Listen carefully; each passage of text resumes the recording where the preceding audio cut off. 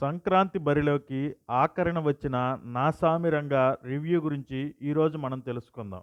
రివ్యూలోకి వెళ్ళే ముందు ఒకే ఒక చిన్న రిక్వెస్ట్. మీరు గనుక ఈ ఛానల్‌కి కొత్తగా వచ్చుంటే please like, share and subscribe.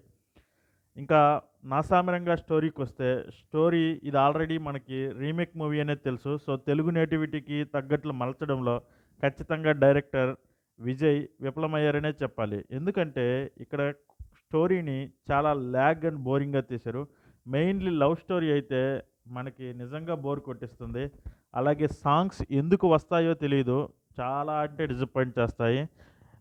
Oscar winner Keeravani గారు ఈ మూవీకి మ్యూజిక్ డైరెక్టరా అని అన్నట్లు మనకనిపిస్తుంది ఖచ్చితంగా. ఎందుకంటే సాంగ్స్ అంత వరస్ట్‌గా ఉన్నాయనే చెప్పాలి. మెయిన్‌లీ సాంగ్స్ వరస్ట్‌గా ఉన్నాయని చెప్పే ముందు సాంగ్స్ అసలు ఎందుకు వస్తున్నాయో, ఎందుకు పోతున్నాయో తెలీదు. అంటే తెలుగు సినిమా ఇంకా ఆ టెంప్లేట్‌లోనే ఉన్నట్లు తీశారు ఈ మూవీని. మేబీ అది 2019లో వచ్చిన రీమేక్ అయ్యేసరికి అలా తీశారో నాకు తెలీదు. బట్ 'నాగార్జున' గారి ఫ్యాన్స్‌కైతే ఐ ఫీస్ట్ అనే చెప్పాలి.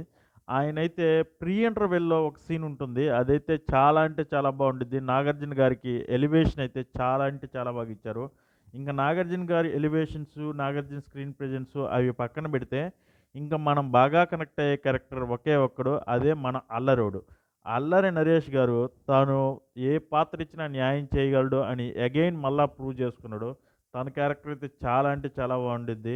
అల్లరి నరేష్‌కి, నాగార్జునకి మధ్య ఉండే ఎమోషనల్ బ్లాక్ లాస్ట్ 30 మినిట్స్ ఉండిద్ది. రియల్లీ అదైతే నిజంగా మనకి చాలా అంటే చాలా బాగా అనిపిస్తుంది.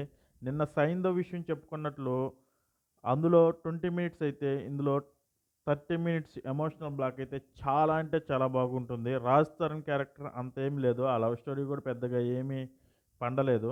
So, my review 2.5 out of 5. So, will meet in next video. Bye. Love you for watching.